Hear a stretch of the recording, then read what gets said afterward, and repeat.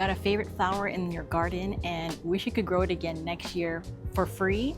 I'm going to show you how I save flower seeds. It's really easy, saves me money, and honestly, it's so fun to share with friends. And by the end of this video, you'll also know how to tell which flowers are worth saving seeds from, because yeah, not all of them make the cut. First, why do we bother even saving seeds? One, it saves money, especially in this economy. No more rebuying your favorite varieties every year. Two, you get to preserve unique or heirloom flowers you love.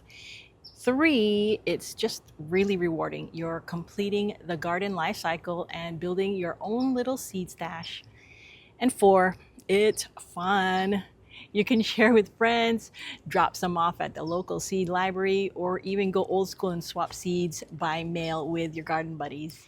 Before you start, you need to know your plants. So heirloom and open pollinated flowers are my go-tos for seed saving. They pollinate naturally, so what you plant next year will look just like the blooms you have this year. Heirlooms are basically the old school classics passed down for generations and generations and known for the unique colors and beauty. Hybrids, on the other hand, or F1s, are a mix of two plants. They're awesome the first year, but the seeds don't usually grow true, so I skip saving those. Quick tip, check your seed packets. If it says heirloom or open pollinated, you're good. If it says hybrid or F1, best to pass on those seed saving. If you're new to seed saving, here are some easy flowers to start with. Marigolds and zinnias, the quintessential garden flower, easy to grow and drought tolerant. Sunflowers, birds love them, and if you leave some seeds, they'll often drop and come back on their own. And then nasturtiums, plant them once and you'll probably have them forever. Calendula, cosmos, and poppies are also really good and easy to save. And these are all perfect for beginners. When it comes to harvesting, patience is key. Let the flower dry completely on the plant. You're looking for brown, crispy seed heads. You harvest carefully. You can either snip the heads off or shake them into a paper bag.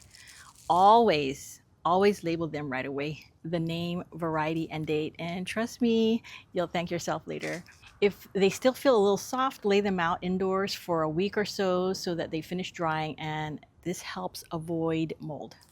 Okay, cleaning and storing the seeds. Once they're dry, remove the seeds from the pods or heads and gently separate out any extra plant bits, like the little chaff, little just fluffy stuff. Store them in paper envelopes, coin packets, or even small jars. Label everything. Again, your future you will be grateful. Then tuck them away somewhere cool, dry, and dark. A closet, a pantry, or a fridge works great. So, not sure if your seeds are still good? We can test their viability before planting. Just place 10 seeds on a damp paper towel, seal it in a plastic bag, and keep it in a warm spot. And then check it about 5 to 10 days later. If most of them sprout, you're good to go. So seed saving is one of the easiest ways to get more from your garden. Start with just one flower and build from there.